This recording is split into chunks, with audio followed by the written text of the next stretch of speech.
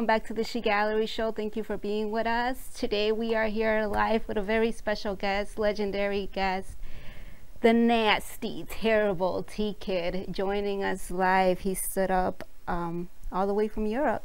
Thank you for being with us, T. Hey, my pleasure, man. How am I sounding? You guys can hear me? Yeah, we could hear you. I can't see you though. There you are. Oh, so good to see you. Sending you hugs. So I guess we gotta turn the phone because you're sideways. I'm sideways? Yeah. Let me see. I'll try.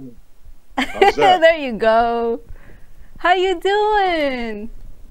I'm doing. I'm out here in the Netherlands, man. Chilling in the Unframed Gallery up here in Durn. Beautiful. Holland, man. How many years has Unframed been going on now?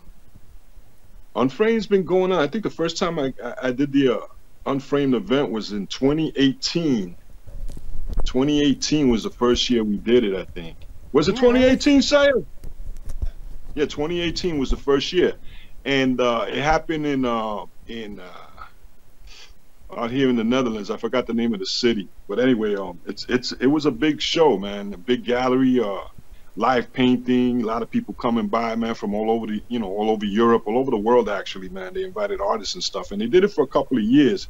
Now they bring it down, and now they got a gallery out here in Durn, and and that's doing pretty good. So I do what I can and help out and stuff, man. Getting people like Henry Chalfon and Martha Cooper to come out here, my man Scheme, Slave, and a couple other graffiti writers, man, from New York and shit, to come out here and share their work with the world out here, man. But yeah, man, I'm just doing my thing here, man. Oh, thank you for staying up and hanging out with us.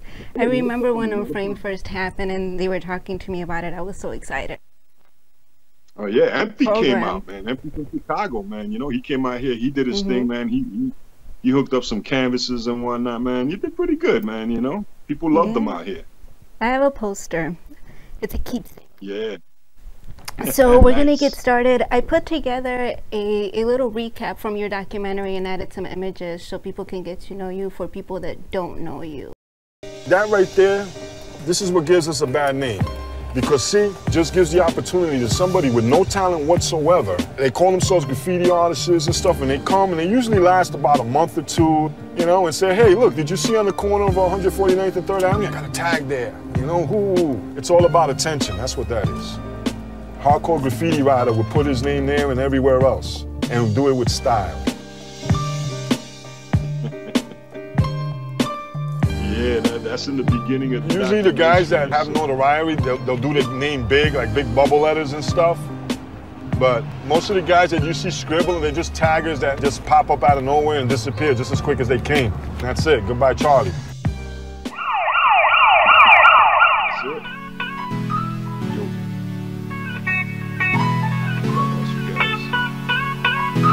Everything that happens is motivation.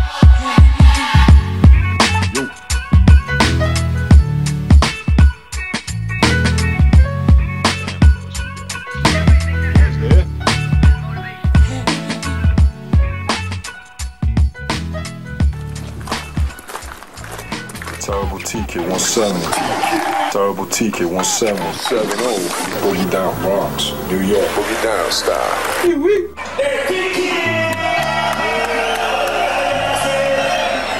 My only friend was a can of paint. Yeah, here we go.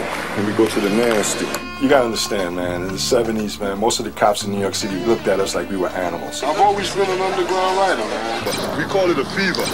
My whole outlook towards law and order was whose law, whose order. It's not my law, not my order. All the fucking cops. Damn, the niggas is rolling. Oh well. The infrastructure of New York wasn't geared to help people like me. My life is what you see in the movies. We fought, we bombed, we killed, we became kings. I was the future of America. When I became T-Kid 170 in 1977, I destroyed things because of what happened to me. And I bombed the trains. I bombed public property. And why is that? Because I am the public. I grew up in a broken family, surrounded by street gangs, drug abuse. I've been stabbed 3 times. I've been shot 3 times. Immigrants like my father and my mother who came to this country for a better life, we were left out in the cold, and I had this rebellion inside of me. And I gave a lot of free art. I mean, I did over 1,000 trains. They want to call it destruction. I called it resurrecting the dead, because those trains were to begin with. I just made them look better. I'm a true believer of the old school, you know? A peace ain't a peace really unless it's running. I've been in the game long enough where I took something illegal and turned it into something legal, something positive. I survived my environment. I survived growing up in the South Bronx, you know? T-Kid, I exist. I'm not a number. This is crazy. Yo, you there? Yeah. Yo, that shit is crazy. Yeah, that's from the documentary and stuff, man. You know, that's you know, me responding to the questions that I was asking that particular thing. That was by Love Machine Films, Carly Niles. You know, that was a pretty cool thing, man. You took a bunch of my movies and stuff that I documented throughout my history and stuff, and shared it with the world. And they put it together, made a little documentary and stuff. And you know, I gave my feelings of what was going on in that time and shit. You know, so yeah, man, that was cool, bro. Thank you for putting that together. We really got a chance to get to know you a little bit more. Now, you also have a book, and then you were in a video game. You've just been a huge influence worldwide, throughout the world. What does that feel like when you visit like Berlin and they say like, and you see your style like mimicked all over the world? What is that like for you? You know, it's a good feeling, man, to be liked in that way, man, to be recognized as a style master, you know. I mean, yeah, I came in 1994 the first time to Berlin, and I dropped some style and, you know, some New York knowledge and stuff, you know, but they already had their thing going on. I mean, there was wild style already, these kids out in Berlin and shit, man. And in most cities that I go to, you know, they got their own thing going on. It just, you know, it's just good to know that I was part of the foundation for them starting, the influence, the spark, you know, to get them going and shit, man. You know, a lot of people tell me that, you know, I influenced them and stuff, man, because of the style that I did. You know, I did that crazy leather mechanical wild style type shit on the trains, and, you know, came up with some good stories and put them on the trains and whatnot, you know, and people appreciated that. So when I go to a city like Berlin, they already seen this, and, you know, in the magazines, because you got to remember, man, back then there was no computers, there was no internet, there was none of that. Everything was done through magazines, through books. You know, I got to give a big shout out to Henry, man, who put me in, you know, who had that one piece, that the heart attack car, man, you know, that really just opened up a lot of people and stuff. And then, you know, from there, the rest of the stuff that came out, the magazines, the other books and whatnot that my work showed up in, man, you know, spray can art, you know, with the girl with the hand like that and stuff. People were just like amazed by that shit. So, you know, when I traveled, I was, you know, my reputation preceded me, so people accepted me, and it felt really, really good.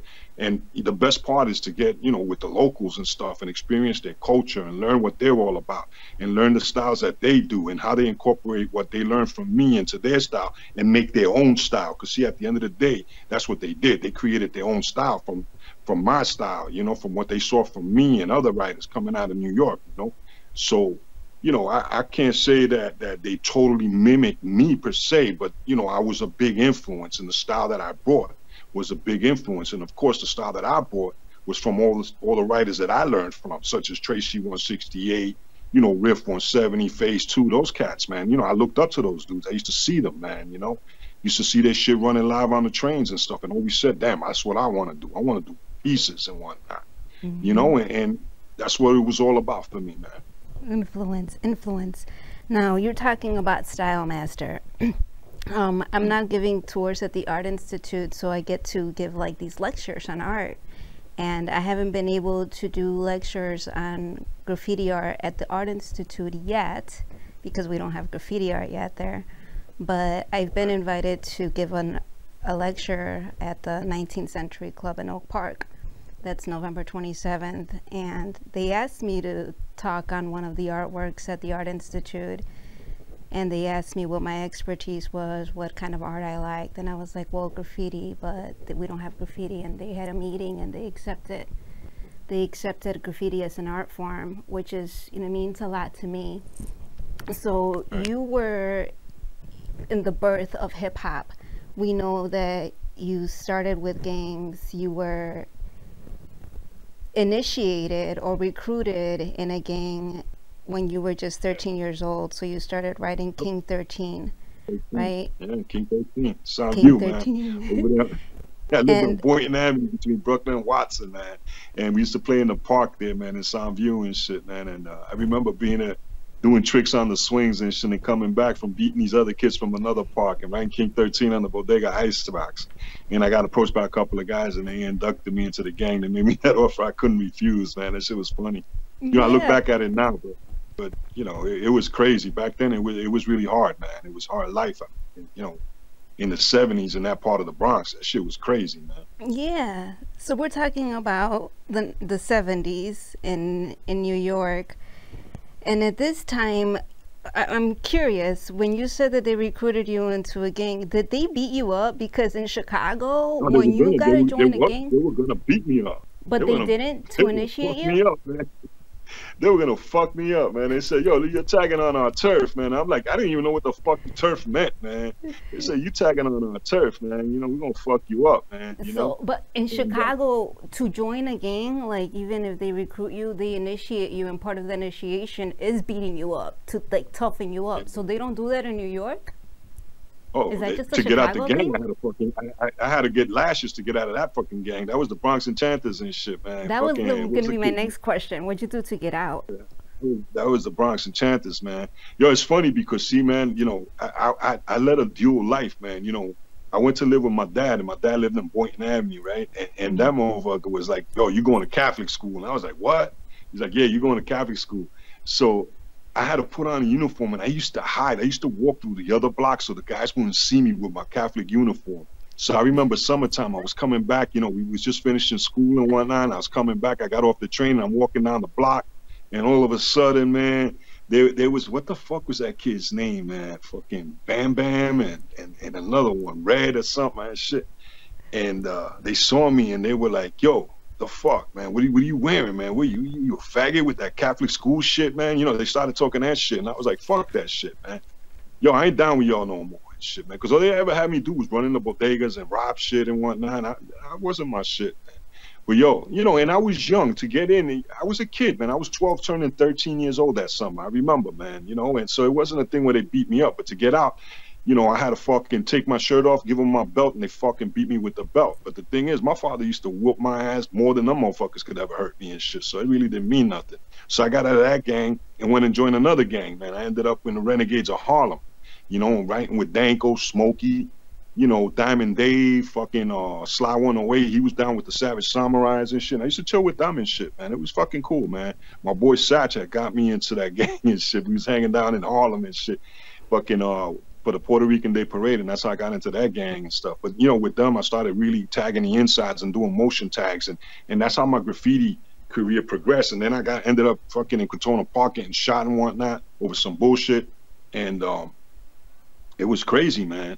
You know, that nobody came to see me. So I was like, you know what, fuck this shit, fuck this gangs. And that was 77. And that's when I turned my, you know, decided to start writing T-Kid. Because I went from King 13 to Sen 102. And then when after that shit happened to me, I fucking became T-Kid. And I said, you know what, fuck this motion tagging, fuck tagging. I'm gonna just do pieces and shit. I want to do the outside. Because I was seeing shit like Cool 131, fucking Knock. Oh my God, Knock 167. He was the bomb, bro. That kid could, you know, and then my boy Padre, he was from the block and shit. He was training me and shit and teaching me style and whatnot. You know, and Tracy 168, I started hanging with him too, man, you know.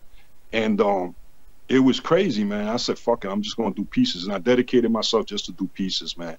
And that's how I got into this whole graffiti thing. And then by watching it, I remember Padre telling me, he says, "Yo, T-Kid, man, you know, you're gonna see styles, you're gonna see shit. The thing is, you know, you're gonna incorporate what you see and put it into your pieces. And your pieces gotta flow. They gotta flow like music. You know, because he was into DJ and disco was big at that time. And he was like, "Yo, your shit got to flow like music and whatnot, man," you know? And I was like, do. yeah, You have so many styles. I think that's one of the reasons why people look up to you so much is I know I do your different shit, man. I do different stuff, man, because you know, one thing he told me, and he said, don't get stuck on the same thing over and over. A lot of people get stuck on the same thing over and over. And if you look, like a lot of the old school writers, they're still doing what you know, what they did back then, man. You know, but and again, man, you know, I gotta give credit also to Tracy 168, man. You know, that dude was a fucking genius, man.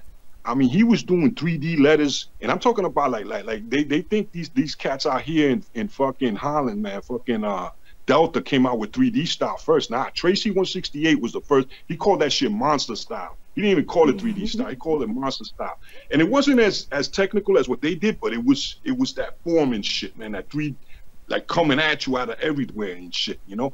And Tracy taught me how to balance, how to make balance. That's why when I started doing cars, like fucking I don't want to go back to school car or walking on the moon car, man, you know, or I mean, it was about putting something together and learning balance, adding characters and throwing in stuff that you see in the city and whatnot, buildings and whatnot, you know? Yeah. And of course, you know, looking at knocking all these guys, man, getting the arrows and whatnot, man, and the curves from the bubble letters that FaZe was doing and the mechanical that Riff was doing and incorporating all that shit. It was like a big gumbo soup type deal, man, you know? That's hip-hop.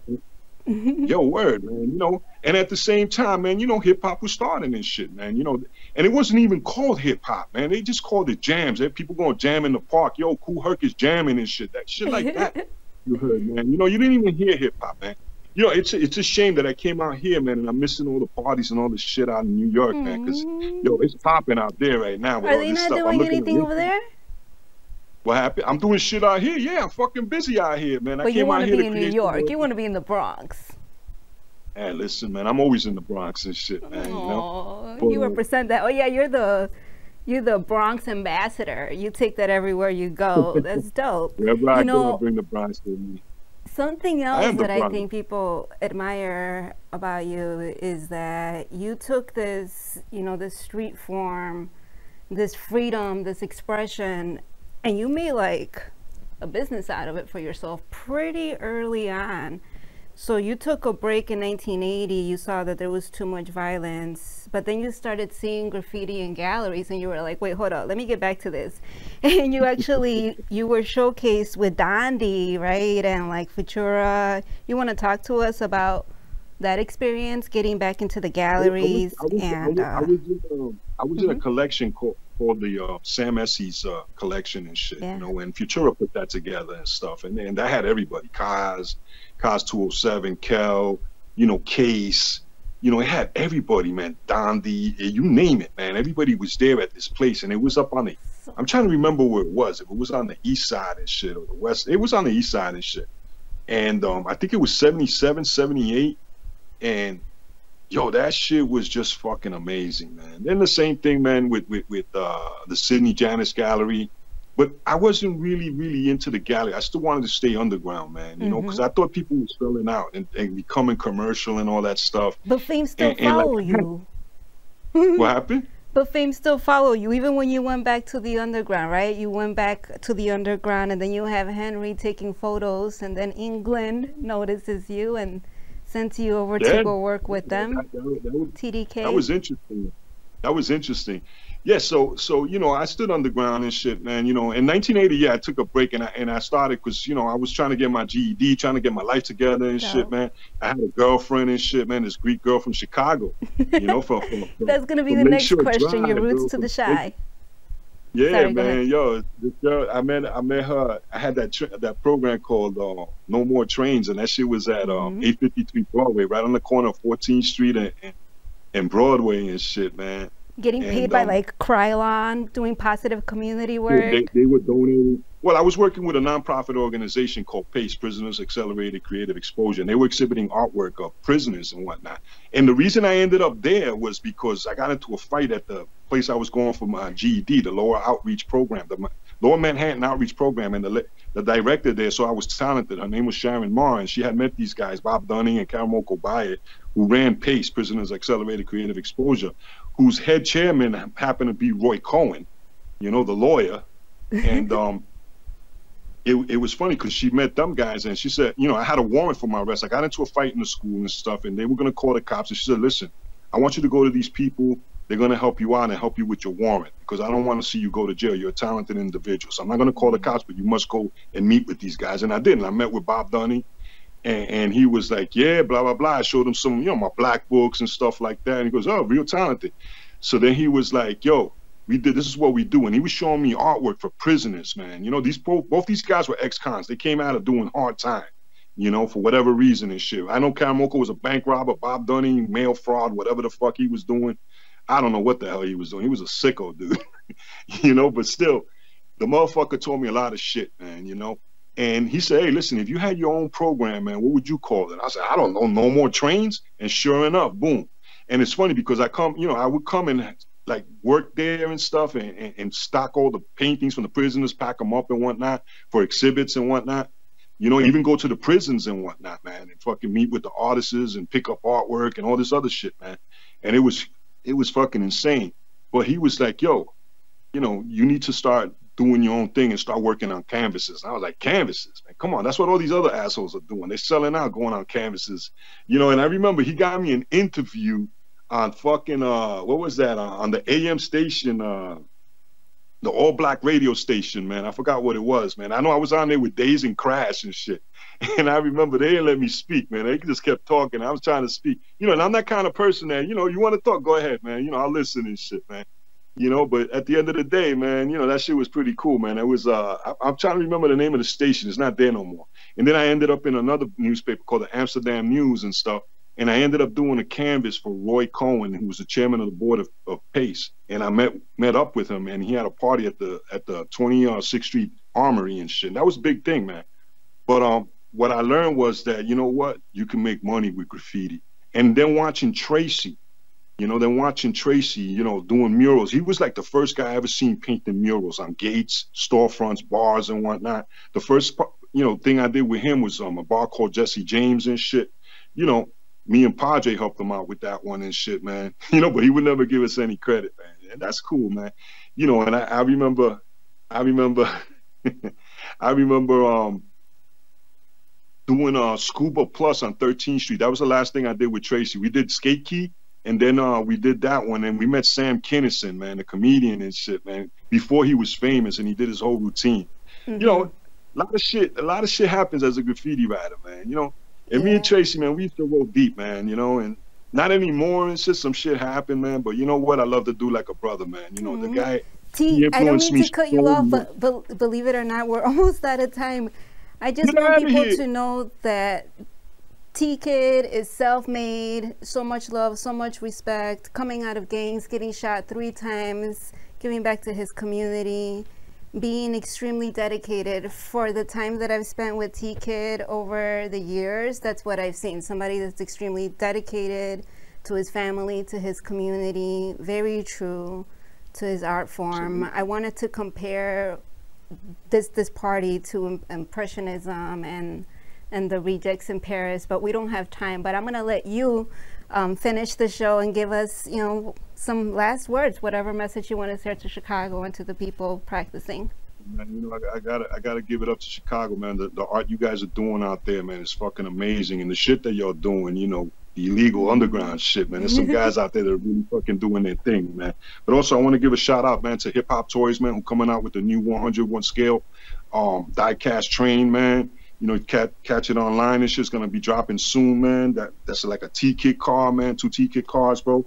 I want to give a shout out, man, to Death Projects, who's part of that as well. Also to I'm gonna be doing a jam this weekend in Darmstadt, Germany and shit, man. It's called Backboard and shit, man. Also check Germany, out my that's shit, where MOS started. Yep. And also I want to give a shout out, man, to my website, man, legendaryurbanarts.com, man. Pick up T-Kid shit there, man, But the real deal is this, man. Listen, stay true to yourself, man. Follow your passions. Like anybody will tell you, man, if you follow your passions, bro, trust me, man, what you put in is what you're going to get out with anything in life, man. I followed my passion and here I am, I'm out here in the Unframed Gallery, bro. unframedartgallery.com, Check them out, man. They got some T-Kid shit going on, plus other shit. Mode 2, man. Dope shit, man. Dope fucking art out here, bro. Anyway, man, listen. Dulce, Always good to see you. Much love, much respect, man. You know what I'm saying, man? To all my people out there in Chi-Town. Special shout out to my homie Empty. What up, brother? Yo, you know, and all the other brothers. And yo, man, listen, if you want some good Peruvian food, man, go see my sister's spot, right? Over there on Cicero, man. It's called Peru Criollo. That's our family restaurant. My sister runs that place. That's her restaurant, I should say. Her and her father's.